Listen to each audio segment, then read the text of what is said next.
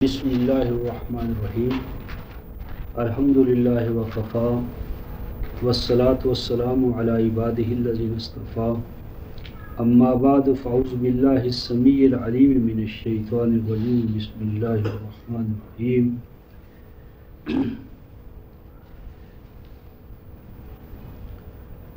لم یکن الذین کفروا من اہل الکتاب والمشرکین منفکین حتی تأتیہم البینہ رسول من اللہ یتلو صحفا مطہرۃ فیہا کتب قیمہ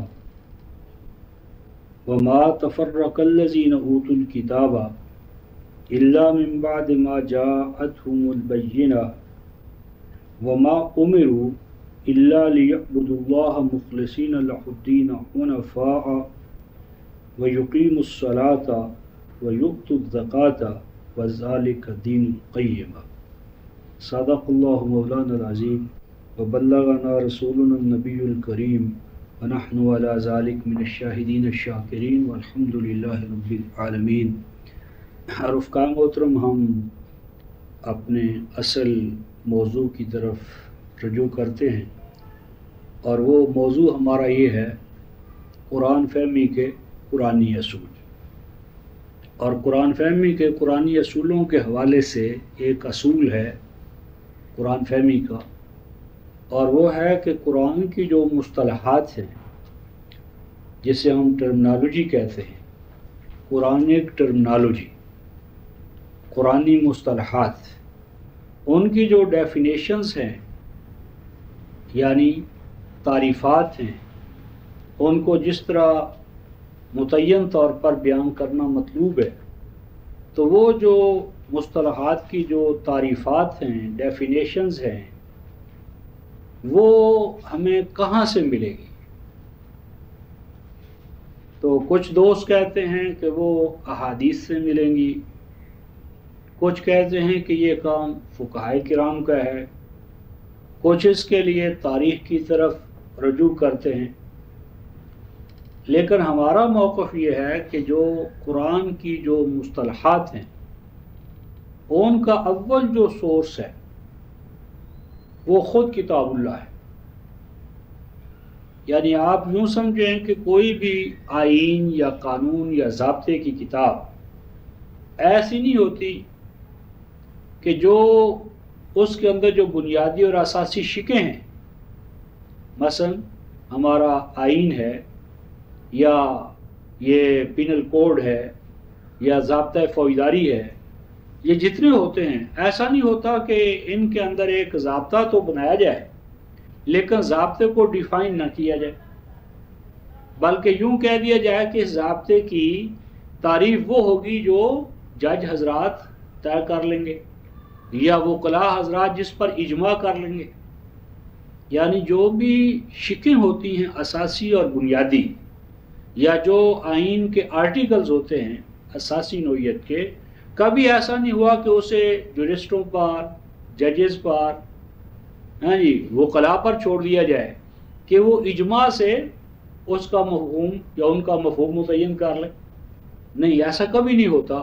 مقننہ یا قانون ساز یا کوڈیفیکیشن کرنے والا جو ادارہ ہوتا ہے، یہ اس کے فرائض مفوضہ میں یہ بات شامل ہوتی ہے کہ وہ ان اصطلاحوں کو متعین طور پر بیان کرے، کیونکہ اگر وہ متعین طور پر بیان نہیں کرے گا تو فساد ہی فساد ہے۔ ججز کیسے حتمی نتیجہ پہنچیں گے، وکلاء کیسے پہنچیں گے؟ یہ تو فساد فی الارض کی صورت پیدا ہو جائے گی۔ تو اسی طرح کتاب اللہ نے قرآن پاک میں جہاں بھی اپنی اصطلاحات وضع کی ہیں یا انہیں استعمال کیا ہے، انہیں خود کتاب اللہ نے متعین کی ہے۔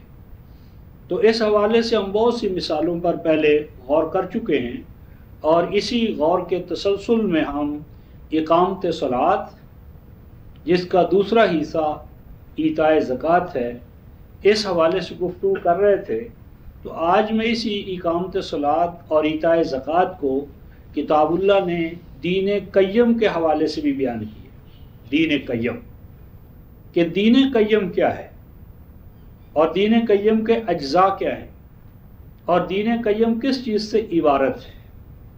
تو آج کا درس ہمارا قرآن کی اصطلاح میں دین قیم کیا ہے، اور دین قیم کے بنیادی اجزاء اور عناصر کیا ہیں، اور ہماری زندگیوں کے ساتھ اس کا عملی طور پر تعلق کیا ہے۔ تو اس حوالے سے ہم نے آغاز میں سورہ البینہ جو ہے اس کی تلاوت کی تھی، اور ارشاد فرمایا گیا لم یکن الذین کفروا من اہل الکتاب والمشرکین منفقین حتی تأتیہم البینہ۔ فرمایا آزاد ہونے والے نہ تھے، منفقین کا معنی آزاد ہونا، آزادی ممکن نہ تھی، نہ اہل کتاب کے لیے نہ مشرکین کے لیے۔ مشرکین جب اصطلاح کے طور پر قرآن میں آئے تو اس کا اول اطلاق بنو اسماعیل پر ہوتا ہے، بنو اسماعیل، اور اہل کتاب یہود نصارہ اور جو ان کے مماثل ہو۔ تو یہ فرمایا کہ بنو اسماعیل کے مشرکین ہوں یا ان سے ملتے جلتے جہاں کہیں بھی ان سے مماثل ہوں گے، وہ مشرکوں کے اس نظام میں داخل ہوں گے، مشرکین ہوں یا اہل کتاب، یہ آزاد ہونے والے نہ تھے، ان کے لیے آزادی ممکن نہ تھی، ممکن نہ تھا کہ ان کو آزاد کرایا جا سکتا، ان کی فریڈم کا، حریت کا، آزادی کا، استقلال کا امکان نہ تھا، تاہم کہ ان کے پاس بینہ نہ آ جاتی۔ بینہ کی ضرورت تھی، ایک واضح کلیئر کٹ دلیل، برہان، حجت، اور وہ جو بینہ ہے اس کو قرآن نے کیا کہا؟ رسول من اللہ، اللہ کا رسول۔ بینہ سے مراد یہاں پر اللہ کا رسول۔ کیسا رسول؟ یتلو صحفا مطہرۃ فیہا کتب قیمہ۔ یہ جو قرآن ہے رفقائے محترم، یہ ایک صحیفہ نہیں ہے، یہ صحیفوں کا، بہت سے صحیفوں کا خلاصہ ہے، نچوڑ ہے، مجموعہ ہے، اور فیہا کتب قیمہ، اور یہ قرآن صرف ایک کتاب نہیں ہے، یہ وقتاً فوقتاً جتنی بھی اللہ تبارک و تعالیٰ نے کتابیں نازل فرمائی ہیں ان تمام کتابوں کا نچوڑ، خلاصہ، جسٹ، ماحصل، جوہر اس قرآن پاک میں محفوظ کر دیا گیا۔ فیہا کتب قیمہ، اور فیہا کتب قیمہ کے بعد ارشاد فرمایا کہ یہ جو جتنے بھی انبیاء آئے، جتنی بھی امتیں گزری، وما امروا، اور نہیں حکم دیا گیا تھا انہیں، اور نہیں معمور کیے گئے تھے وہ، یعنی انبیاء اور ان کی امتیں، مگر وہ اس کام کے لیے معمور کیے گئے تھے الا لیعبدوا اللہ مخلصین لہ الدین، مگر یہ کہ ان کو حکم یہ دیا گیا تھا کہ وہ اللہ کے عبد بنیں، اللہ کی عبودیت اختیار کریں۔ کس انداز میں؟ مخلصین لہ الدین، کہ دین سارے کا سارا اللہ کے لیے ریزرو رکھیں، مخصوص رکھیں۔ دین پوچھنا ہو تو اللہ سے پوچھیں، اللہ کی کتاب سے پوچھیں۔ اب یہاں دو چیزیں رفقائے محترم، ایک تو دین اور اخلاص، اخلاص فی الدین، دین اور اخلاص فی الدین، اور دین اور اخلاص فی الدین کے ساتھ ایک لفظ ہے عبودیت۔ اب یہ عبودیت کیا ہے؟ عبودیت کے بارے میں ہمارا عام تصور جاؤ تو ما خلقت الجن والانس الا لیعبدون، سورہ زاریات آیت نمبر 55، 51/55، کہ اللہ نے نہیں پیدا کیا جنوں اور انسانوں کو مگر اپنی عبادت کے لیے۔ عبادت کیا ہوتی ہے؟ عبادت کو، اور ایاک نعبد و ایاک نستعین، ایاک نعبد، اے اللہ ہم صرف تیری پوجا کرتے ہیں، پرستش کرتے ہیں، پوجا پاٹ۔ تو یہ جو پوجا پاٹ ہے جس کی پھر سب سے بڑی شکل ہمارے ہاں صلاۃ موقت ہو گئی، جس عرف عام میں ہم نماز کہتے ہیں، تو یہ نماز سمبل بن گئی کل کی کل دین کا، کل کی کل عبودیت کا۔ تو یہ صحیح نہیں۔ عبودیت جو ہے رفقائے محترم وہ عبد سے ہے، اور عبد کہتے ہیں غلام کو، اور غلام جو ہوتا ہے ایسا کبھی نہیں ہوا کہ وہ 2 وقت کا غلام ہو، 3 وقت کا غلام ہو، 5 وقت کا غلام ہو۔ غلام تو زندگی بھر کا غلام ہوتا ہے، ہر سانس کا غلام ہوتا ہے، ہر حیثیت میں غلام ہوتا ہے۔ تو یہ جو فرمایا کہ ایاک نعبد، اے اللہ ہم صرف اور صرف تیرے بندے ہیں، تیرے غلام ہیں۔ وہ ایک سجدہ جس کو تو گراں سمجھتا ہے 1000 سجدوں سے دیتا ہے آدمی کو نجات۔ تو عبودیت دراصل غلامی ہے، یعنی اللہ کی غلامی۔ اور اللہ کی غلامی سے مراد کیا ہے؟ اللہ تبارک و تعالیٰ کے قرآن کی، اللہ تعالیٰ کی عطا کردہ جو اقدار حیات ہیں ان کی ماتحتگی، ان کی محکومی۔ اور یہ محکومی جو ہے وہ بھی اپنے حوالے سے ہے، یعنی اس عبودیت کے اندر یا محکومی کے اندر اللہ کا کچھ نہیں ہے۔ یہ جو ہمارے ہاں تصور ہے کہ یہ اللہ تعالیٰ کو شرک ایسے پسند ہے، یا اس طرح پسند ہے، یا یعنی جس طرح کوئی خاوند اگر دوسری بیوی لے آتا ہے تو سوکن جو ہے وہ کسی بیوی کے لیے قابل قبول نہیں ہوتی، تو جس طرح سوکن برداشت نہیں کرتی کوئی عورت بیوی، اسی طرح اللہ تبارک و تعالیٰ بھی اپنے لیے شریک کو پسند نہیں فرماتے۔ لیکن یہ غلط بات ہے۔ اس مثال میں یہ تصور دیا گیا ہے کہ شرک اللہ تبارک و تعالیٰ کی کوئی مجبوری ہے، یعنی اگر ہم شرک کریں، انسان شرک کرے تو اللہ تعالیٰ کو غصہ آتا ہے۔ اس حوالے سے غصہ آتا ہے کہ گویا اس نے اللہ تبارک و تعالیٰ کی الوہیت کو یا اس کی خدائیت کو یا اس کے مختار کل ہونے کو چیلنج کر دیا۔ تو اللہ تبارک و تعالیٰ کی ذات ایسی نہیں ہے۔ اس کے لیے قرآن شرک تو ایک طرف ہے، قرآن کہتا ہے ان تکفروا انتم ومن فی الارض جميعا فإن اللہ غنی حمید، کہ اگر زمین والے، آسمان والے، کل کی کل جو کائنات ہے، یہ سب کی سب مل کر یہ اعلان کر دے کہ ہم اللہ کو نہیں مانتے، شرک نہیں، اگر وہ اللہ ہی کا انکار کر دیں، اللہ کے وجود کا انکار کر دیں، فإن اللہ غنی حمید، تو پھر بھی اللہ کی الوہیت یا خدا کی خدائی کو پھر بھی کوئی خطرہ نہیں ہے، کوئی چیلنج نہیں ہے۔ یعنی خدا اس لیے خدا نہیں ہے کہ ہم اور آپ مانتے ہیں تو وہ خدا ہے، اور اگر ہم انکار کر دیں تو نعوذ باللہ اس کی کوئی خدائی جو ہے اس کا کوئی کنگرا گر جائے گا۔ نہیں، یہ جو شرک ہے رفقائے محترم، یہ دراصل گناہ جسے ہم کہتے ہیں شرک کو، یہ ہے انسان کا اپنی ذات کے خلاف یہ جرم ہے۔ شرک قرآن میں اس لیے ناپسندیدہ قرار دیا گیا ہے کہ اس سے انسان اپنی جو ڈگنیٹی ہے، اپنی جو کرامت ہے، اپنی جو عزت ہے اس کائنات کے اندر، انسان کیا ہے؟ سخر لکم ما فی السماوات و ما فی الارض جمیعا منہ، زمین و آسمان کی جو کچھ بھی ہے وہ انسان کی خادم ہے۔ زمین و آسمان کی ہر چیز خادم ہے، انسان مخدوم ہے۔ ساجد الملائکۃ کلہم اجمعون، انسان مسجود اور ملائکہ ساجد۔ تو جب کائنات کا ذرہ ذرہ انسان کے لیے ساجد ہے، وہ انسان مسجود ہے، انسان مخدوم کائنات ہے، تو جب انسان کسی پتھر کو، کسی درخت کو، کسی سمندر کو، دریا کو اپنے سے سپیریئر قرار دے گا تو انسان اپنے آپ کو ڈیگریڈ کرے گا، انسان اپنے آپ کو اس سے انفیریئر بنائے گا، یا اپنے جیسے کسی انسان کو، خواہ وہ اوتار ہو، رشی ہو، جو بھی اس کا نام ہو، اگر اس کے سامنے جھکے گا تو اپنے جیسے کے سامنے وہ جھکا۔ تو اپنے جیسے کے سامنے جھکنا بھی اپنی عزت اور کرامت کو پامال کرنا ہے، اور اپنے سے فروتر کے سامنے جھکنا تو ہے ہی۔ تو شرک دراصل وہ جرم ہے کہ جس کے ارتکاب سے انسان اپنی کرامت، اپنی وجاہت، اپنی عزت، اپنا مقام اسے مٹی میں ملاتا ہے۔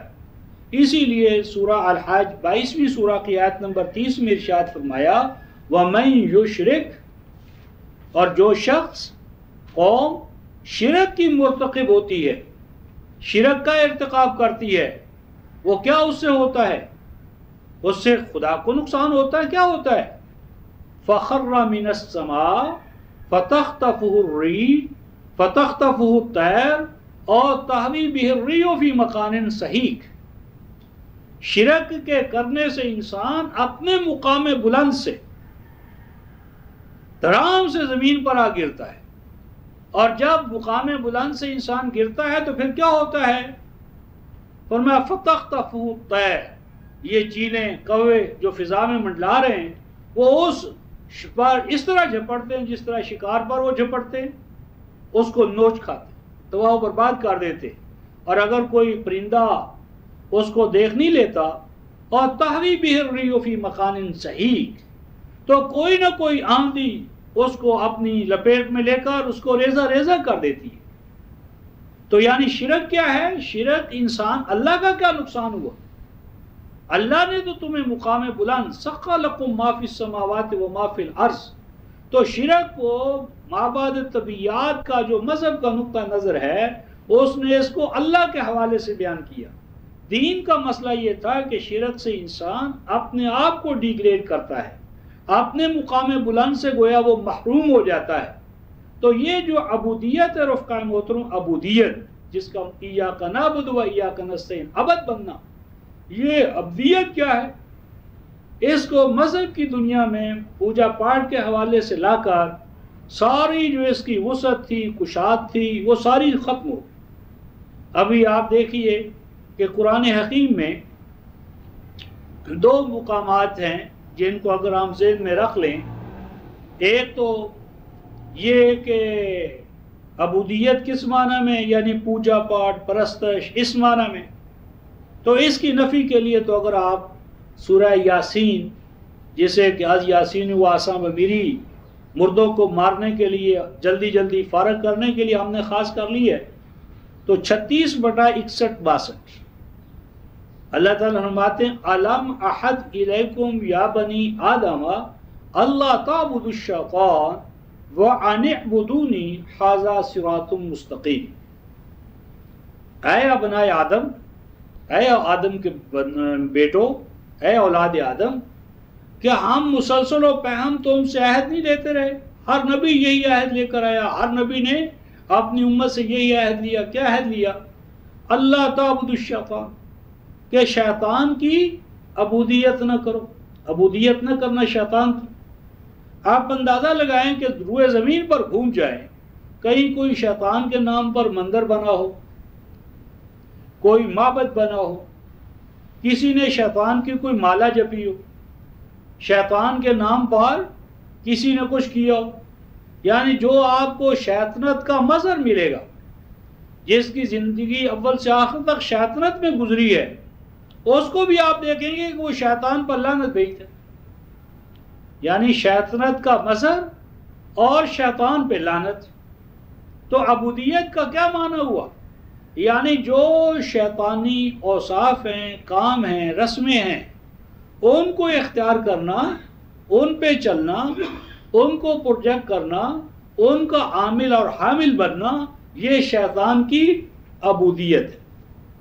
اسی حوالے سے اگر آپ سورہ المؤمنون 23ویں سورہ ہے، اس کی اگر آپ آیت نمبر 47 پڑھیں تو آپ کو یہ بات ملے گی کہ جب سیدنا موسیٰ علیہ السلام اور ہارون علی نبینا وعلیہ الصلوۃ والتسلیم فرعون کے دربار میں پہنچے اور جا کر اپنا پیغام ان کو پہنچایا، تو موسیٰ علیہ السلام کو فرعون کی قوم نے کیا جواب دیا؟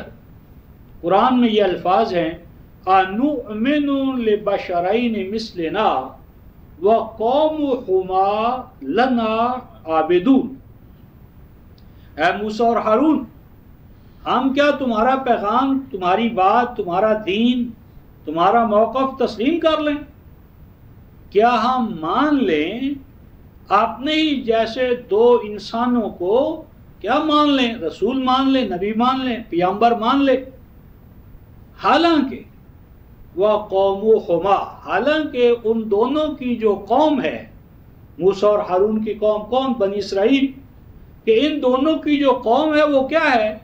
لَنَا عَابِدُونَ، ان دونوں کی قوم جو ہے وہ تو ہماری عبادت میں لگی ہوئی ہے، ان دونوں کی جو قوم ہے وہ تو ہماری عبادت کر رہی ہے۔ تو اب غور طلب یہ نقطہ ہے کہ موسیٰ اور ہارون کی قوم نے کیا فرعونیوں کے کوئی اسٹیچوز بنائے تھے؟ کیا ان کے نام پر انہوں نے کوئی مسجد تعمیر کی تھی؟ کیا ان کے نام پر کوئی وہ مالا اور تسبیح پھیرتے تھے؟ کیا ان کا وہ نام جپتے تھے؟ یا یوں سمجھ لے رفقائے محترم کہ اگر آپ کا ایک نوکر آپ کے نام کی مالا جپے یا جعفر یا شفیع یا سمیر 100 کی 500 کی 10,000 دانوں کی تسبیح ہو اور وہ تسبیح پھیرتا رہے یا سمیرو یا سمیرو یا جعفر یا جعفر، تو بتائیے آپ شام کو جب آپ کے پاس آئے گا تو اسے کوئی مزدوری دیں گے؟ اس کو کوئی انعام دیں گے کہ بڑا تو نے کام کیا؟ یعنی آپ کو حکم نہیں مانا، اس نے حکم کو نہیں سمجھا۔ آپ نے اسے کہا تھا کہ یہ ہمارے مویشی ہیں، ہماری دکان ہے، اسے چلاؤ، ہمارے یہ بچے ان کو اسکول چھوڑ کر آؤ، ہمارا یہ سودا ہے، یہ فلاں مقام سے لے آؤ اور فلاں جگہ پہنچاؤ۔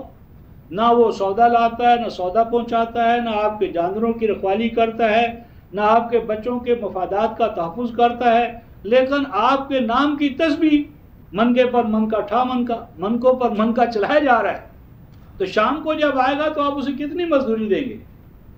یعنی اگر آپ غور فرمائیں کہ کسی کے دروازے پر جائیں اور اسے بلائیں تو ایک دفعہ اسے آپ کہیں گے یا فلان، 2 دفعہ کہیں گے، اور تیسری دفعہ بھی جب آپ اصرار کریں گے تو تھپڑ مارے گا، کہے گا میاں کہنا کہ بات کرو، یاللہ یاللہ یاللہ یاللہ اللہ اللہ، بھئی وہ اللہ یا اللہ یا اللہ، بھئی اللہ کو کہنا کیا چاہتے ہو؟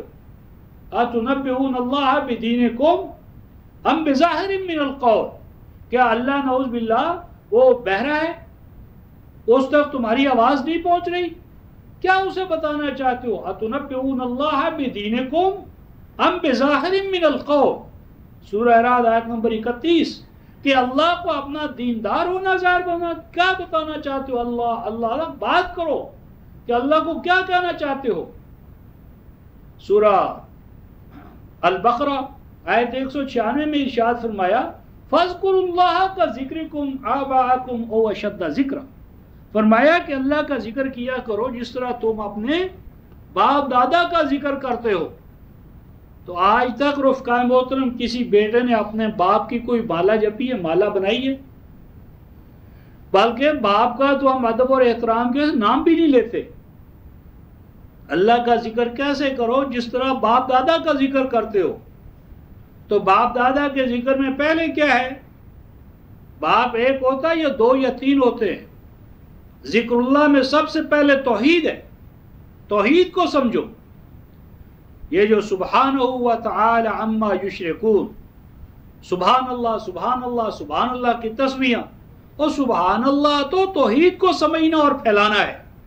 توحید سمجھو، توحید پھیلاؤ، توحید کی تبلیغ کرو، توحید کے نظام کے پرجارک بنو، یہ سبحان اللہ ہے۔ سبحانہ و تعالی عما یشرکون، تسبیح تو ہے اللہ تبارک و تعالیٰ کے شرک کے حوالے سے، جن چیزوں کو اللہ تعالیٰ نے شرک قرار دیا ہے، شرک فی الذات ہو، شرک فی الصفات ہو، شرک فی العلم ہو، شرک فی تصرف ہو، شرک فی الکتاب ہو، شرک فی الحکم ہو، شرک فی الامت ہو، شرک فی النبوت ہو، تو یہ جن چیزوں کو کتاب اللہ نے شرک قرار دیا ہے ان کے خلاف منادی کرنا، پرچار کرنا، آواز پہنچانا، ان کے خلاف لٹریچر تیار کرنا، ان کے خلاف گویا کہ دعوت کو پھیلانا، یہ ہے تسبیح۔ تو یہ تسبیح جب تسبیح کے دانوں پر آ گئی تو سارا نظام الٹ گیا۔ تو سیدنا موسیٰ اور ہارون علی نبینا وعلیہ الصلوۃ والتسلیم کے حوالے سے سورہ مومنون کی آیت نمبر 47 میں فرمایا اَنُؤْمِنُ لِبَشَرَيْنِ مِثْلِنَا وَقَوْمُهُمَا لَنَا عَابِدُونَ، ہم بھلا کیسے ان کو مان لیں حالانکہ ان دونوں کی قوم تو ہماری عبادت کر رہی ہے۔ اب یہاں کہنے والا کہتا ہے صاحب یہ تو سیدنا موسیٰ اور ہارون کے بارے میں فرعونیوں کا موقف ہے، یہ تو فرعونیوں کا دعویٰ ہے، فرعونی کہہ رہے تھے کہ موسیٰ اور ہارون ہماری عبادت کر رہے ہیں، تو فرعونیوں کی بات کو آپ نے صحیح سمجھ لیا۔ یہ بھی قرآن فہمی کا قرآنی اصول ہے رفقا محترم کہ جہاں قرآن حکیم کسی چیز کا حوالہ دے اور اس حوالے کے بعد اس کی تردید نہ کرے، اس کی نفی نہ کرے، تو وہ قرآنی موقف ہوتا ہے۔ یعنی جہاں پر قرآن کسی کا حوالہ دے اور حوالے کے بعد اس کی تردید نہ کرے، وہ بھی قرآنی موقف ہوتا ہے۔ بہرحال یہاں پر قرآن حکیم نے یہ موقف یا یہ بات یا یہ مقولہ فرعونیوں کا نقل کرنے کے بعد اس کا رد نہیں کیا، انکار نہیں کیا کہ موسیٰ اور ہارون کی قوم ان کی عبادت میں نہیں لگی ہوئی تھی، لیکن تاہم بات کو آگے بڑھانے کے لیے ہم ذرا آگے چلتے ہیں۔ تو سورہ شعراء 26ویں سورہ آیت نمبر 22 میں اللہ تبارک و تعالی ارشاد فرماتے ہیں 26/22 میں کہ جب وہ سیدنا موسیٰ اور ہارون دعوت کو لے کر دربار میں کھڑے ہوئے تو فرعون نے وہاں پر سیدنا موسیٰ علیہ السلام پر ایک الزام لگایا، ایک بات کہی، اور وہ بات کیا تھی؟ بات یہ تھی الم نربک فینا ولیدا، کیا موسیٰ تو بتا، کیا تو وہی نہیں ہے کہ جس کو بچپنے میں ہم نے پالا تھا، پوسا، جوان کیا؟ کیا تو وہی نہیں ہے کہ جس کو ہم نے پالا، پوسا، جوان کیا، اور جب تو بالغ ہو گیا، عاقل ہو گیا، جب تیرے اندر قوت و طاقت پیدا ہو گئی تو نے ہمارے ایک آزاد قوم کے آدمی کو، ہمارے قبطی کو، ہماری حکمران قوم کے ایک فرد کو تو نے قتل کیا تھا، وہی تو ہے۔ وَفَعَلْتَ فَعْلَتَكَ الَّتِي فَعَلْتَ، اور آگے کیا کہا؟ وَأَنْتَ مِنَ الْكَافِرِينَ، اور تو بڑا کافر ہے۔ ہر قوم نے رفقائے محترم اپنے نبی کو، مسلح کو کافر کہا ہے، رجم اور سنسار کرنے کو کہا ہے کہ یا تو باپ دادا کے دین پر آ جاؤ، مذہب پر آ جاؤ، ورنہ ہم یہ کر دیں گے، وہ کر دیں گے۔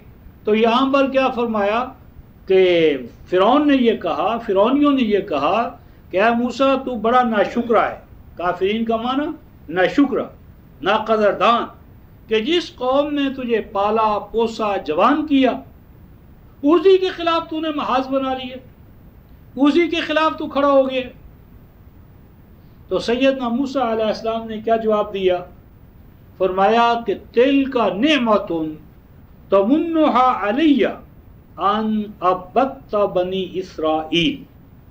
تِلْکَ نِعْمَہ، فرمایا کہ ہاں فرعون، دعویٰ تو تیرا یہ ہے کہ تو رب ہے، دعویٰ تو تیرا ربوبیت کا ہے، اور تنگی ظرف کا کیا حال ہے کہ محکوم قوم کے، غلام قوم کے ایک بچے کو، جوہر قابل کو لینا، خریدنا، پالنا اور پوسنا، جوان کرنا۔ ہاں فرعون، یہ بتا کہ میری ایک بچے کے طور پر پرورش، پیدائش کا پرورش، پہلے یہ بتا کہ مجھے وہ کون سے حالات تھے، وہ حالات کس کے پیدا کردہ تھے کہ میری ماں کو مجھے اپنی چھاتی سے، آغوش سے محروم کرنا پڑا؟ ماں نے مجھے اپنے آپ سے جدا کیوں کیا؟ وہ حالات کیا تھے؟ وہ حالات کس کے پیدا کردہ تھے کہ جس کی وجہ سے میں اپنی ماں سے محروم ہوا، میری ماں نے مجھے چھوڑ دیا؟ یہ کس کے کارنامے ہیں؟ کس کا کرتوت ہے؟ کس کا نظام ہے؟ میرے ساتھ ایسا کیوں ہوا؟ اور نمبر 2، اگر مان بھی لیا کہ تو نے مجھے پالا، پوسا، جوان کیا، تو کیا یہ تجھے حق دے دیتا ہے؟ کیا یہ بات تجھے اس بات کا مستحق قرار دیتی ہے، حق دے دیتی ہے ان عبدت بنی اسرائیل، کہ تو نے پوری کی پوری میری قوم کو، بنی اسرائیل کو کیا بنا لیا ہے؟ عبدتا رفقا محترم باب تفعیل میں سے فعل ماضی کا صیغہ ہے۔ عبدہ یعبد و تعبید کا معنی کسی کو کسی کا محکوم بنانا، محتاج بنانا، غلام بنانا، اس کو اپنی سروس میں لگا لینا۔ تو تو نے یعنی ایک بچے کو پروان چڑھا کر مجھ سے یعنی یہ گارنٹی لینا چاہتا ہے، سرٹیفکیٹ لینا چاہتا ہے کہ میری پوری کی پوری قوم کو تو اپنی غلامی میں لگا لے، اور لگایا ہوا ہے تو نے۔ تو یہاں پر سیدنا موسیٰ علیہ السلام کے یہ الفاظ ہیں، اب بدتا بنی اسرائیل، کہ پوری کی پوری میری قوم کو تو نے اپنی عبادت میں لگا لی ہے۔ اب یہاں پر کیا ہو گیا رفقا محترم، عبودیت کا مفہوم، کہ وہ حالات جن میں سیدنا موسیٰ علیہ السلام کی قوم سرزمین مصر میں مبتلا تھی، ان حالات کو بنی اسرائیل کے لیے قرآن حکیم نے عبودیت قرار دی ہے۔ اور وہ حالات کیا تھے رفقا محترم؟ اس کے لیے 14/5 سورہ ابراہیم آیت نمبر 5 ان حالات کو، کہ جب موسیٰ علیہ السلام کی قوم فرعون کی عبودیت میں لگی ہوئی تھی، قرآن اسے کیا کہتا ہے؟ ظلمات کہتا ہے۔ 14/5 فرمایا وَلَقَدْ أَرْسَلْنَا مُوسَىٰ بِآيَاتِنَا، ہم نے موسیٰ علیہ السلام کو اپنے واضح احکام اور ہدایات دے کر بھیجا۔ کیوں بھیجا؟ ان اخرج قومک من الظلمات الی النور، کہ اپنی قوم کو تم ظلمات سے نکالو اور نور کی طرف لاؤ۔ اب ظلمات کا مفہوم بھی متعین ہو گیا، جسے ہم ڈارکنیس کہتے ہیں، تاریکی کہتے ہیں۔ انسانی دنیا کے اندر ظلمات کیا ہیں؟ نور کیا ہے؟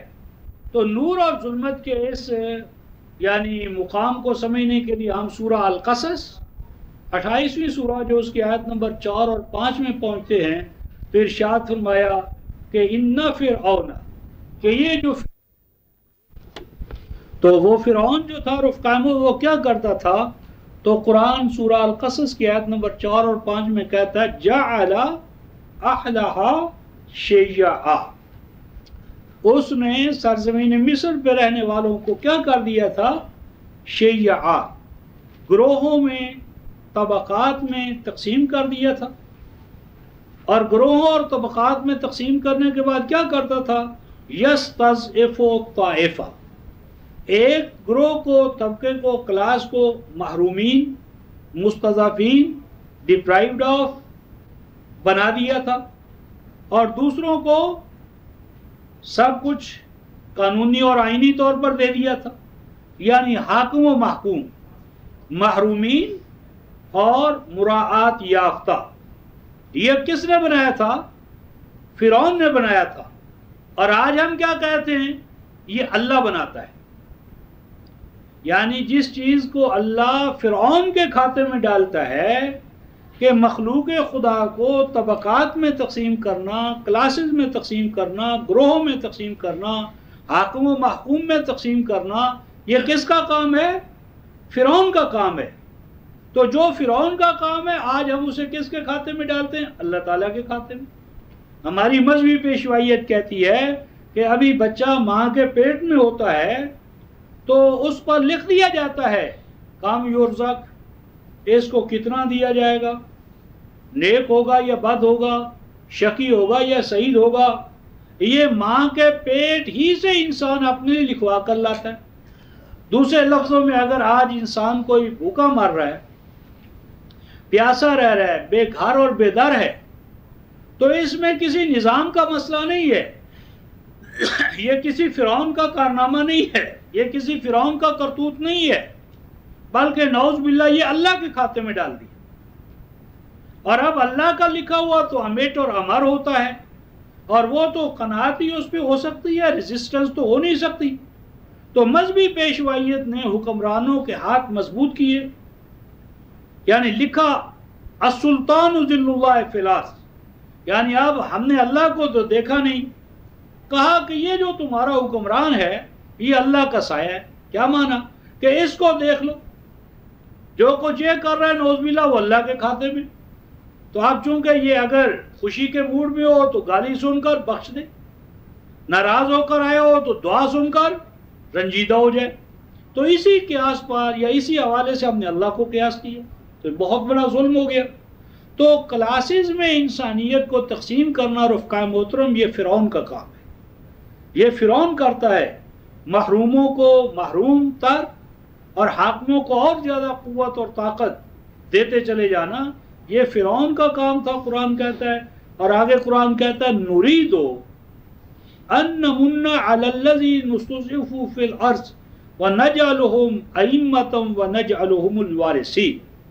اور ہم نے پھر یہ ارادہ کیا، بھئی اگر یہ خدائی تقسیم ہوتی تو اللہ تعالیٰ اسے الٹنے کا کیوں فیصلہ فرماتا؟ اگر یہ طبقاتی تقسیم، طبقاتی سماج، طبقاتی نظام یہ اللہ تعالیٰ کی طرف سے ہو تو پھر اس کی الٹ پلٹ کرنا، اس میں انقلاب لانا، اس کو تہوبالا کرنا، یہ اللہ تعالیٰ کو حکم تو نہیں ہو سکتا۔ اللہ فرماتے ہیں ہم نے فیصلہ کر لیا، ہم نے ارادہ کر لیا کہ ہم اس طبقاتی سماج کو، معاشرے کو تہوبالا کر دیں، اور تہوبالا اس طرح کریں وَنَمُنَّ عَلَى الَّذِينَ اسْتُضْعِفُوا فِي الْأَرْضِ، کہ جن کو زمین کے اندر محروم بنا دیا گیا ہے، ہر آسائش سے محروم ہیں، ہر نعمت سے محروم ہیں، بنیادی ضروریات زندگی سے جن کو محروم رکھ دیا گیا ہے، ان کو اٹھائیں، اپ گریڈ کریں، اپ لفٹ کریں، ان کو حاکم بنائیں۔ اور دو چیزیں فرمائی ہیں رفقائے محترم، وَنَجْعَلُهُمْ أَئِمَّةً وَنَجْعَلُهُمُ الْوَارِثِينَ۔ اندازہ فرمائیں کہ قرآن حکیم یہ نہیں کہہ رہا کہ نَجْعَلُ مِنْهُمْ أَئِمَّةً، یہ نہیں فرمایا کہ ان میں سے بعض کو ہم امام بنائیں، نَجْعَلُهُمْ أَئِمَّةً، یہ ہے آئیڈیل، یہ ہے پروگرام، یہ ہے ہمارا منشور۔ ہر فرد ہے ملت کے مقدر کا ستارہ، ہر فرد امکانی طور پر کوالٹیز آف لیڈرشپ ہر فرد میں موجود ہے، ہر فرد کے اندر نفخت فیہ من روحی فقعوا لہ ساجدین، ہر فرد جو ہے وَلَقَدْ كَرَّمْنَا بَنِي آدم، ہر ابن آدم مکرم ہے، محترم ہے، ہر ابن آدم بہترین صلاحیتیں لے کر آتا ہے۔ یہ ہمارا اور آپ کا استبدادی طاغوتی نظام ہے، فرعونی نظام ہے، کہ جو بعضوں کو مواقع مہیا کرتا ہے کہ وہ اپنی صلاحیتوں کا اظہار کر سکیں، اور بعضوں کو وہ مواقع مہیا نہیں کرتا، وہ مواقع مہیا نہیں کرتا۔ اب اسی ماڈل ٹاؤن کے اندر ہمارے یعنی دیکھا ہم نے کہ نرسری میں 650 روپیہ فیس ہے، اور اسی ماڈل ٹاؤن کے اندر پرائمری کے وہ اسکول بھی ہیں گورنمنٹ آف پاکستان کے یا ہمارے اور آپ کے، کہ جہاں بچوں کے لیے بیٹھنے کے لیے ٹاٹ بھی نہیں ہے، گھاس پر بیٹھتے ہیں، اور جس دن بارش ہو جائے چھٹی ہو جاتی ہے۔ اور اسی سماج کے اندر اسلام آباد کے بارے میں ہمارے ایک دوست نے بتایا کہ وہ اسکول بھی ہیں رفقائے محترم کہ جہاں پر ایک بچے کی فیس 30,000 ہے ماہانہ، اور 1 لاکھ ڈونیشن دینا پڑتا ہے بچے کے داخلے کے لیے۔ اب وہ بھی تو پاکستانی ہی ہے نا، کہ جو 30,000 فیس بچے کی دے رہے، تو اب جو ان کے لیے رہائش، جو کھانا، یہ دوسری سہولتیں الگ ہوں گی، تو اب وہ کیسے کہہ سکتے ہیں کہ یہ خدائی تقسیم نہیں ہے؟ تو جب ان کو کہیں گے کہ ہر ابن آدم جو ہے، ہر مسلمان بچہ جو ہے، ہر پاکستانی جو ہے وہ مساوی حق رکھتا ہے کہ اسے یکساں قسم کی تعلیم دی جائے۔ رفقا، وہ 50 سال ہمارے پاکستان کو ہونے والے ہیں، اور آج تک ہم یونیفائڈ سسٹم آف ایجوکیشن نہیں پیدا کر سکتے، یکساں نظام تعلیم نہیں دے سکتے۔ ایک ہی ملک میں، ایک ہی شہر میں کتنے نظام، کتنے نصاب، کتنے لیولز، یہ آکسفورڈ سے وابستہ ہے جی، یہ فلاں سے وابستہ ہے، اور یہ آخرکار کارپوریشن میں ٹاٹ کا اسکول ہے۔ اور پھر آج تک رفقا ہم 50 سال میں اس امت کو اس کی زبان نہیں دے سکے۔ کرنا ہم نے کیا ہے؟ یعنی پاکستان کی زبان اردو نہیں ہو سکی، ذریعہ تعلیم، ذریعہ اظہار، یعنی بین الصوبائی، یعنی چاروں صوبوں کو یعنی مجتمع کرنے والی، جوڑنے والی زبان ہے۔ آج تک ہم اپنی زبان نہیں دے سکے۔ فارن لینگویج، انگریزی زبان جو ہے وہ آج تک ہماری عدالتوں میں مسلط ہے، تو آگے ہم کیا کریں گے؟ تو یہ جو رفقا میں فرمایا نرید ان نمن علی الذین استضعفوا فی الارض ونجعلهم ائمۃ ونجعلهم الوارثین، ہم نے یہ فیصلہ کیا کہ ان مستضعفین کو، محرومین کو، کہ جن کو ہر طرح کے مواقع سے محروم کر دیا گیا ہے، ان کو ہم کیا بنائیں؟ امام بنائیں، ان میں سے امام بنائیں نہیں، ان میں سے ایک ایک کو لیڈر بنایا جائے. یعنی کوالٹیز آف لیڈرشپ جو ہیں وہ ہر فرد میں موجود ہیں. مسئلہ مواقع کا ہے، مواقع مہیا کرو کہ ہر فرد اپنی صلاحیتوں کی نشو و نما کر سکے. تو نجعلہم ائمۃ، اور آگے کیا فرمایا، وَنَجْعَلُهُمُ الْوَارِثِينَ، کہ امام کیا مانا، امام بنائیں، اور آگے کیا فرمایا، ہم الوارثین. امامت تبھی امامت ہے کہ جب اس کے پاس وراثت ارضی ہو. آج ہمارے ہاں جو رفقا محترم فساد ہے مذہب کی دنیا میں، یہ آدھا ختم ہو سکتا ہے آج ہی، بشرطے کہ جو ہماری امامت ہے، مذہبی امامت، اس کی کفالت ریاست کے ذمہ آ جائے. اگر مساجد کے جو ائمہ ہیں ان کو گورنمنٹ آف پاکستان ان کی کفیل ہو جائے، آدھی فرقہ واریت ختم ہو سکتی. کیونکہ فرقہ واریت کا ایک بہت بڑا باعث جو ہے وہ روٹی کا مسئلہ ہے، اور وہ روٹی کا مسئلہ وابستہ ہو گیا ہماری اس فرقہ واریت سے. ہمارے اسلامیہ پارک میں ملک محمد یوسف صاحب ہیں، وہ مسجد کی انتظامیہ کے سیکٹری، تو وہ مجھے بتانے لگے کہ ہم نے ایک امام کا، خطیب کا انتخاب کر لیا. تو ہم نے ان سے پوچھا کہ مول صاحب آپ کا مسلک کیا ہے، آپ کا مسلک کیا ہے، آپ کس مسلک کی نمائندگی کریں گے، کیا بات ہمیں بتائیں گے، کیا نہیں بتائیں گے. تو انہوں نے کہا ملک صاحب آپ ذرا کان آگے کریں. تو کہتے ہیں میں نے کان آگے کیا. تو کان میں انہوں نے یہ کہا کہ ملک صاحب، پنجابی میں انہوں نے کہا کہ ملک صاحب جو تسی پھرکی پھیر دے ہوں گے، جدھر تسی پھرکی پھیر دے ہوں گے ادھر ہی اسی چلنا شروع کر دیں گے. یعنی پھرکی آپ کے ہاتھ میں ہے، یعنی جو پھرکی آپ کی ہے، جو پھیرنا چاہیں گے. میرا مقام تو ایک لاؤڈ سپیکر کا ہے، آواز آپ کی ہوگی، جو آواز آپ چاہیں گے میں نکال دیا کروں گا. ہمارے ساتھ ایک تھے محمد موسیٰ صاحب، زبردست قسم کے اہل حدیث، مولوی محمد رمضان ہوتے تھے، اہل حدیث، ان کے شاگرد، بڑے مناظرے، رفع یدین کیا ہے، فلاں کیا ہے، یہ ہے وہ ہے، بڑی بحث ہے. تو آج کل وہ جناب پہچانے نہیں جاتے، زبردست قسم کی وہ بریلویوں کی ایک مسجد کے پہچانے جاتے کہ یہ وہ محمد موسیٰ ہے. تو ان سے پوچھا گیا صاحب آپ وہاں سے یہاں کیسے چل کر آ گئے؟ کہتے جی ہوا یہ کہ جب میں اہل حدیثوں کے یہاں سے سند لے کر آیا ہارون آباد سائٹ پر، تو یہاں تو دور دور تک کہیں اہل حدیث تھے ہی نہیں، یعنی یہ اس منڈی میں اس کی مانگ ہی نہیں تھی. تو کیا ہوا؟ تو کہنے لگا جی ہم نے اپنے آپ کو بریلوی بنا لیا. بھئی آخر کوئی نہ کوئی صورت تو ہونی چاہیے نا، کھانے کی پینے کی، کس طرح ہم اپنا نظام جاری رکھ سکتے ہیں. تو آج وہ بریلوی ہو گئے. تو میری مراد یہ رفقا محترم کہ اگر معیشت کا استقلال جو ہے وہ مذہبی پیشوائیت کو مل جائے تو آدھی لڑائیاں ختم ہو سکتی ہیں، آدھی لڑائیاں. اسی ہمارے ڈھولن وال میں ایک مولوی تھے عبد الرحمن صاحب، وہ پڑھنے کے لیے آتے تھے. تو ایک دفعہ مجھے وہاں درس کے لیے لے گئے. خیر میں نے وہاں درس دیا اسی فرقہ واریت پر. تو آخر میں مجھے کہتے ہیں قائد صاحب آج ایک بات ہے استاد شاگرد کی. میں نے کہا پوچھیں کیا ہے؟ کہنے لگا جی آپ ختم پڑھیں گے یا نہیں؟ میں نے کہا جی کیوں، کیا مطلب؟ کہنے لگا اگر آپ ختم پڑھیں تو میں دودھ وودھ لے کر آؤں. میں نے کہا جی میں ختم پڑھوں گا اس شرط پر کہ دودھ آپ اپنی بھینس کا لائیں گے. اس کے پاس اپنی بھینس تھی. کہنا نہیں جی اس سے آپ کو کیا بحث؟ میں نے کہا اللہ کے بندو دوسروں کی بھینسوں اور گاؤں کے دودھ پر ختم پڑتے ہو، کبھی اپنی بھینس کا دودھ بھی کسی غریب یتیم کو دو نا. تو دوسروں کی روٹیاں، دوسروں کے چاول، دوسروں کا دودھ، اس پہ ختم پڑتا ہے، اپنے آپ کو الگ تھلگ کرتے.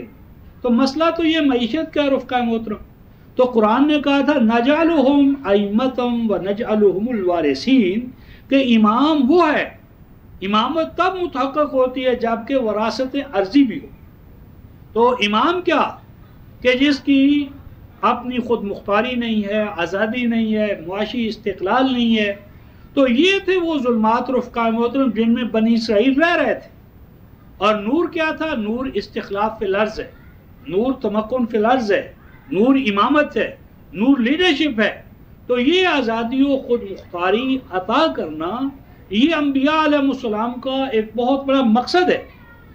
اور اس حوالے سے رفقا محترم اگر آپ سورہ البلد 90 سورہ جو ہے اس کی آیت نمبر 8 اور 9 کا مطالعہ فرمائیں گے تو اس میں آپ دیکھیں گے فرمایا فَلَقْتَحَمَ الْعَقَبَةَ کہ ابھی انسان آگے بڑھنے کے قابل نہیں ہوا، انسان ابھی سار اٹھا کر چلنے کے قابل نہیں ہوا.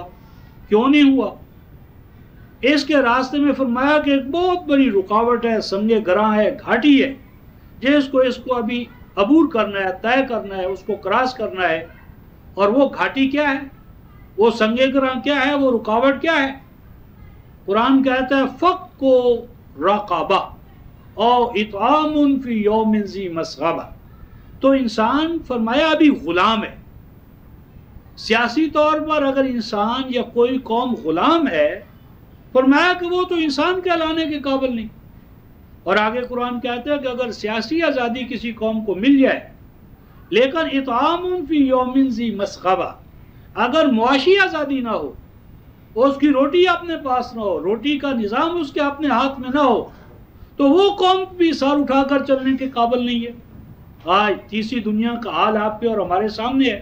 اور ہم اپنا حال دیکھیں کہ آج آیا کہ کتنے ارب کے بیرونی قرضے جو ہیں ڈالرز کے وہ آج ہمارے اوپر ہیں. ہر بچہ جو ہمارے ہاں پیدا ہو رہا ہے وہ مقروض پیدا ہو رہا ہے. تو یہ جو رفقا محترم مقام ہے فَقُّ رَقَبَةٍ، اس کے بعد قرآن کہتا ہے ثُمَّ كَانَ مِنَ الَّذِينَ آمَنُوا. یہ منزل طے کرو، پہلے یہ مرحلہ طے ہو تو پھر سوال پیدا ہوتا ہے کفر و ایمان کا. ثُمَّ كَانَ مِنَ الَّذِينَ آمَنُوا 90/22-23 یہ طے ہو تو پھر مسئلہ پیدا ہوتا ہے کفر یا ایمان کا سوال پیدا ہوتا ہے. تو میری مراد یہ تھی رفقا محترم کہ عبودیت جو ہے یہ صرف نماز کے حوالے سے نہیں تھی، یہ صرف پوجا پاٹ کے حوالے سے نہیں تھی، بلکہ خدا حضور نے فرمایا جُعِلَتْ لِيَ الْأَرْضُ كُلُّهَا مَسْجِدًا کہ پوری کی پوری روئے زمین وہ میری اور میری امت کے لیے کیا ہے؟ مسجد ہے. پوری کی پوری روئے زمین، پوری کی پوری الارض یہ آپ کے اور ہمارے لیے مسجد تھی. تو جو نظام مسجد کے اندر ہے کہ آپ 1,00,000 افراد ہوں لیکن امام ایک ہو، امام دو نہیں ہو سکتے، اور امام اطاعت کے بغیر نہیں.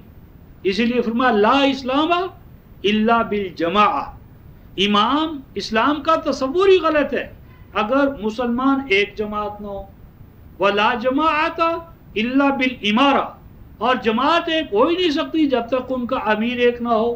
ولا امارت الا بالطاعہ، اور امیر کیا کرے گا اگر اس کی اطاعت نہ ہو. تو اسلام جو تھا وہ سمع و طاعت، جماعت، امامت، سمع و طاعت کا ہے. تو یہ جو اسلام تھا رفقا محترم یہ عبودیت کے حوالے سے تھا. وما امروا الا ليعبدوا الله مخلصين له الدين حنفاء. اور آگے فرمایا وَيُقِيمُوا الصَّلَاةَ وَيُؤْتُوا الزَّكَاةَ وَذَلِكَ دِينُ الْقَيِّمَةِ. دین قیم کیا ہے؟ تو اس کے لیے فرمایا یہ سورہ البینہ آیت نمبر 4 اور 5 وما امروا، ان کو حکم دیا گیا تھا کہ وہ اللہ کے عبد بنے. اور اللہ کی عابد قوم جو ہے، عابد امت جو ہے، اسے 2 کام کرنے ہوں گے. نمبر 1 اقامت صلاۃ، اور نمبر 2 ایتاء زکوٰۃ. اقامت صلاۃ اور ایتاء زکوٰۃ. اور آگے فرمایا ذالک دین القیمہ. دین قیم جو ہے رفقا محترم اس کے 2 ہی اجزاء ہیں، اقامت صلاۃ اور ایتاء زکوٰۃ، اور اوپر توحید ہے. وحد اللہ فإن التوحید رأس الطاعة، توحید اصل دین، اور توحید کا اظہار جو ہے وہ اقامت صلاۃ اور ایتاء زکوٰۃ سے ہوتا ہے. تو یہ جو اقامت صلاۃ ہے رفقا محترم قرآن میں 2 حوالوں سے ہے. ایک تو ہے اقامت صلاۃ یا صلاۃ جس میں وقت کی کوئی قید نہ ہو، الصلاۃ کی اقامت بغیر اس کے کہ اس کے ساتھ وقت کی کوئی قید ہو. جب اقامت صلاۃ وقت کی قید سے آزاد ہو، مطلق ہو، مقید نہ ہو وقت کی قید سے، تو اس سے مراد ہوتا ہے کل کی کل زندگی کو، وہ انفرادی زندگی ہو، اجتماعی زندگی ہو، کل کی کل زندگی کو اقدار وحی کے ماتحت کر دینا. کل کی کل زندگی کو اقدار وحی کے ماتحت کر دینا، یہ اقامت صلاۃ ہے جسے ہم صلاۃ جامعہ کہتے ہیں. یہ وہ صلاۃ ہے جو وقت کی قید سے آزاد ہے، ہم وقتی صلاۃ دائمہ.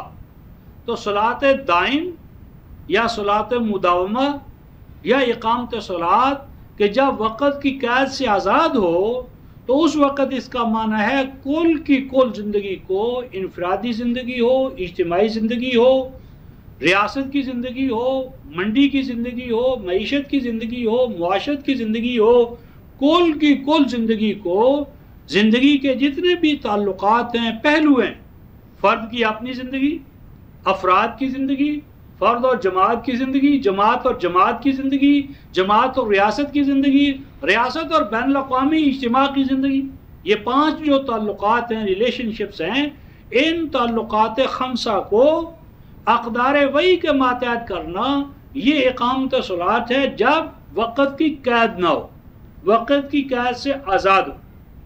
اور جب اس کے ساتھ وقت کی قید ہو، قبل طلوع الشمس و قبل غروبہا، جب وقت کی قید ہو، اور جب اذا قمتم الی الصلاۃ فاغسلوا وجوہکم وایدیکم، جب اس میں وقت کی قید بھی ہو، طہارت کی قید بھی ہو، تو اس سے مراد صلاۃ موقت ہے، صلاۃ موقت ہے. اور دونوں چیزوں کو جب ہم گڑبڑ کرتے ہیں تو پھر قرآن میں تضاد پیدا ہوتا ہے. یعنی قرآن فہمی کا یہ اصول ہے کہ جس مقام پر ہم قرآن میں تضاد پیدا کر دیں گے، وہاں کہیں نہ کہیں میں آپ کوئی بھی جو فرد ہے وہ ڈنڈی مارے گا. تو اگر ہم دوسری چیزوں کو اس لیے ترک کرتے ہیں کہ اس سے تضاد ہے، تضاد پیدا ہوتا ہے، تو اگر قرآن کے حوالے سے بھی ہم قرآن کے اندر تضاد پیدا کر دیں، ٹکراؤ اور تصادم پیدا کر دیں، تو وہ قرآن کی خدمت نہیں ہے. تو اس لیے ہم نے ہمیشہ یہ کہا کہ اقامت صلاۃ جب وقت کی قید سے آزاد ہو تو اس سے مراد اقامت دین ہے، اقامت کتاب ہے. الکتاب کو زندگی کے کل دوائر پر نافذ کرنا، یہ اقامت صلاۃ دائمہ کے حوالے سے. اور جب اس کے اندر وقت کی قید آ جائے، قبل طلوع الشمس و قبل غروبہا، یا سورہ نور کے حوالے سے، یعنی قبل صلاۃ الفجر، فجر کی صلاۃ، صلاۃ العشاء، تو یہ جب وقت کی قید کے ساتھ ہو تو اس سے مراد اجتماعات صلاۃ ہیں. اور اس صلاۃ کے اندر قیام، رکوع اور سجدہ، اور اللہ کے حضور میں ذکر، یہ اس کے 4 بنیادی ہیں. باقی یہ جی کہ قیام جو ہے وہ کیسے ہو، یہ کوئی پوچھنے والی بات نہیں ہے. رکوع کیسے ہو، پوچھنے والی بات نہیں ہے. سجدہ کیسے ہو، پوچھنے والی بات نہیں ہے. کیونکہ قیام، رکوع اور سجدہ یہ معروف الفاظ تھے، وہ عرب جانتے تھے سجدہ کس کو کہتے ہیں.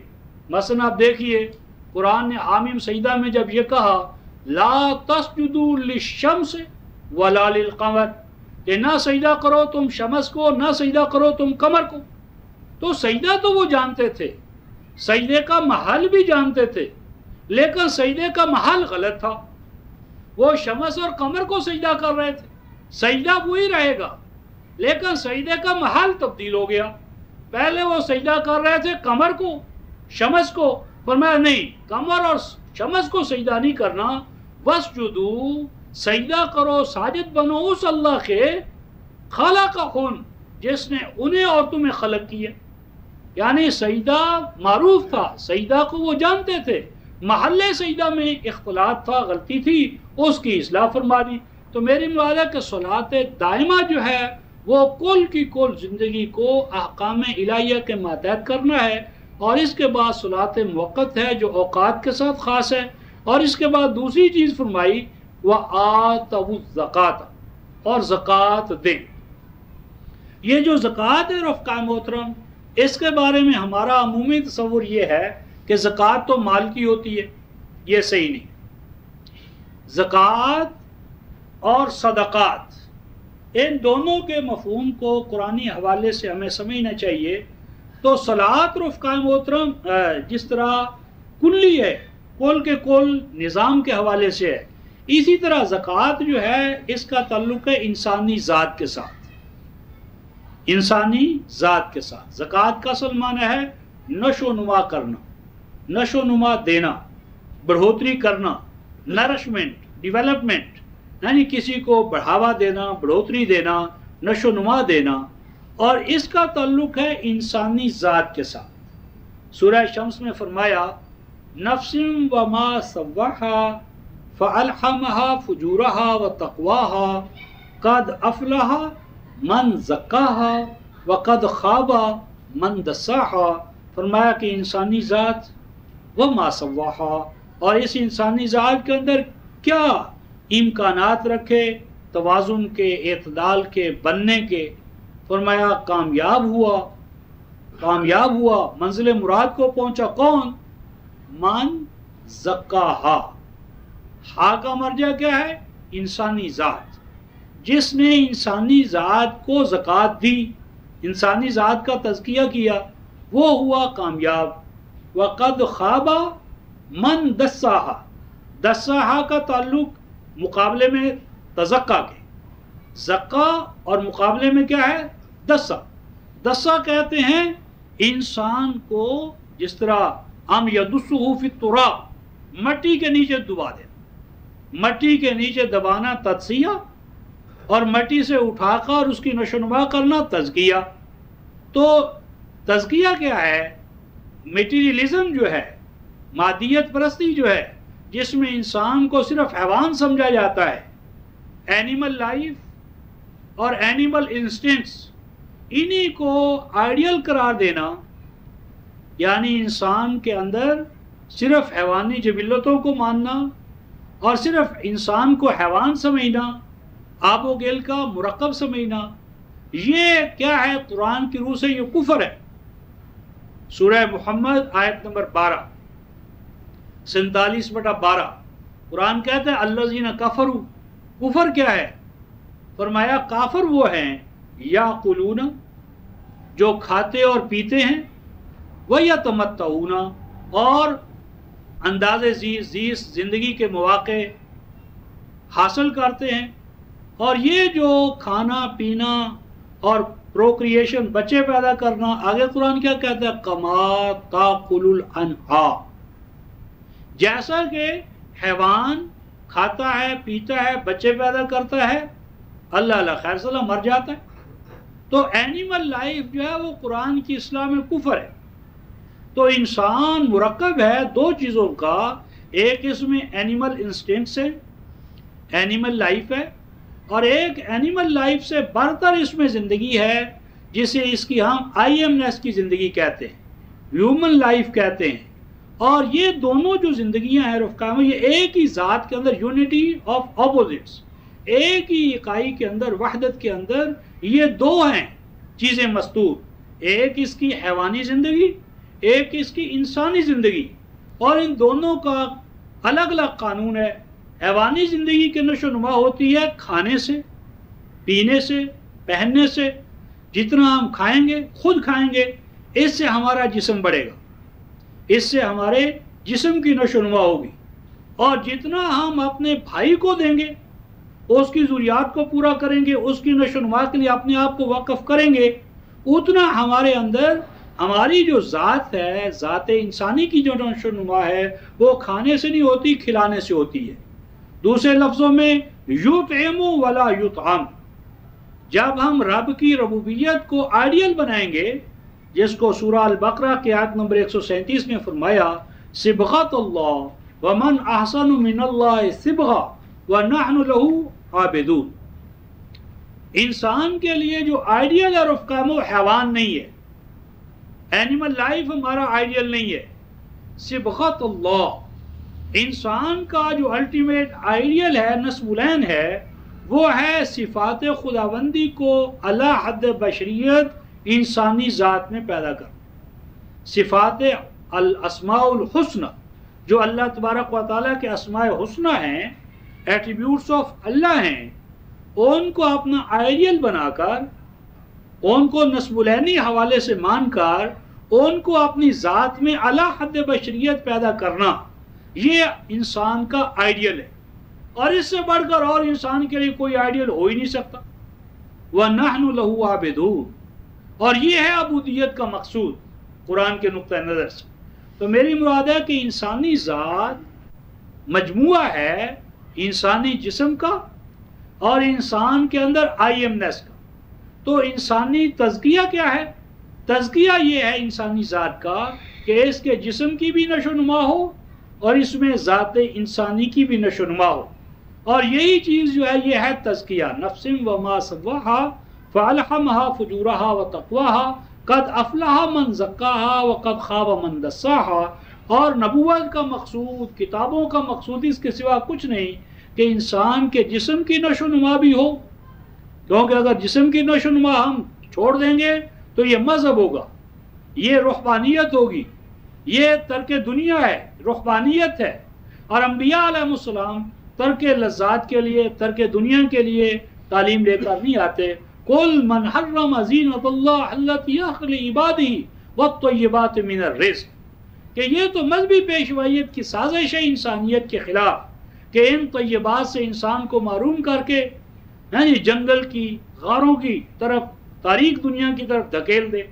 تو دین رفقائے محترم مجموعہ ہے کہ جس کے نتیجے میں انسان کی نشو و نما ہوتی ہے، اس کے جسم کے حوالے سے بھی اور اس کی ذات کے حوالے سے بھی۔ تو انسان کے جسم کی اور انسان کی ذات کی نشو و نما کرنا، یہ ہے تزکیہ، یہ ہے تزکیہ کا آئیڈیل۔ اور اب اس کے لیے عملی طریقہ کار کیا ہو؟ اس کے لیے سورہ واللیل 92 سورہ جو اگلی سورہ ہے، سورہ شمس 91 ہے، 91 سورہ کے بعد 92 سورہ میں ارشاد فرمایا کہ یعطی مالہ یتزکا، یعطی مالہ یتزکا، کہ ہر انسان اتقا کون ہے؟ اتقا کون ہے؟ یتجنبھا، اس جہنم کی آگ سے، ناکامیوں اور نامرادیوں سے بچے گا۔ کون بچے گا؟ الاتقا۔ اتقا کون ہوتا ہے؟ ہمارے ہاں تو اتقا کا ایک ہی مفہوم ہے، تسبیح چلانے والا، دائم قائم اللیل، روزے رکھنے والا، کسی سے بات نہ کرنے والا۔ آپ دیکھیں مسجد میں آپ چلے جائیں، کیا کہتے ہیں؟ اور یہاں کوئی بات نہیں کرنی، یعنی مسجد کو بات نہیں کرنی کوئی دنیا کی۔ دنیا اور دین الگ الگ ہو گئے، دین الگ ہے، دنیا الگ ہے۔ مسجد تو مذہب کے حوالے سے ہے، دنیا کی بات نہ کرو۔ تو یہ جو اتقا ہے کون ہوتا ہے رفقا؟ اتقا ہمارے ہاں تو اتقا کا یہ تصور ہے۔ تو قرآن کیا کہتا ہے؟ فرمایا یتجنبھا، بچے گا، الگ تھلگ رہے گا جہنم سے، جہنم کی آگ سے۔ کون؟ الاتقا، اتقا بچے گا۔ اتقا کون ہوتا ہے؟ میں یعطی مالہ یتزکا، اتقا وہ ہے یعطی مالہ، جو اپنی جد و جہد کا جو ثمرہ ہے، نتیجہ ہے، مال ہے، وہ دیتا ہے۔ جو چیز دی جاتی ہے وہ کیا ہے؟ مال۔ مال کیا ہے؟ محنت کا نتیجہ ہے، ثمرہ ہے، جد و جہد ہے۔